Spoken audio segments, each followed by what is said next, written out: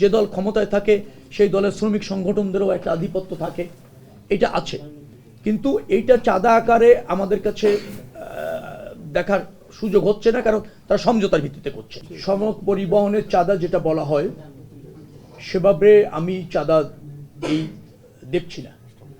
সেটা হচ্ছে স্বরাষ্ট্র মন্ত্রণালয়, সেটা না, সেটা পরে করবে। সেটা হচ্ছে বাস মালিক সমিতি আছে, আবার শ্রমিক সমিতিগুলিও আছে, ফেডারেশন আছে।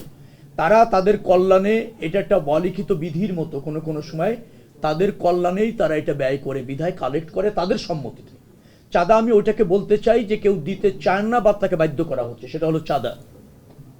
এখন ধরেন মালিক সমিতি আছে, তারা একটা নির্দিষ্ট হারে প্রত্যেকটা টিপস থেকে টাকা তোলে, মালিকদের কল্যাণে ব্যবহার করতে চায়। কতটুকু ব্যবহার হয় সেটা জানি না, সেটা নিয়ে হয়তো বিতর্ক আছে। কিন্তু তারা এই সমঝোতার ভিত্তিতে, আবার শ্রমিক কল্যাণ ফেডারেশন এরকম অনেক সংস্থা ওরা আছে, তো তারা এটা সমঝোতার ভিত্তিতে এরকম ভাবে করে। সেখানে আবার প্রাধান্য পায় যখন যার প্রভাব থাকে ওই মালিকদের মধ্যে, অথবা দলের প্রভাবও থাকে। যে দল ক্ষমতায় থাকে সেই দলের শ্রমিক সংগঠনদেরও একটা আধিপত্য থাকে, এটা আছে।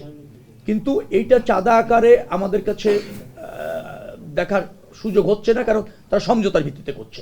চাঁদাবাজি এরকম যদি কেউ করতে আসে, তা কোনো সুযোগ নেই, কোনো সুযোগ নেই। যোগাযোগ মন্ত্রণালয়ের অধীনে বা যে সমস্ত জায়গা আছে সেখানে বাইরে থেকে কেউ চাপ প্রয়োগ করে চাঁদা নেবে, অনৈতিক সুবিধা নেবে, সে সুযোগ নেই।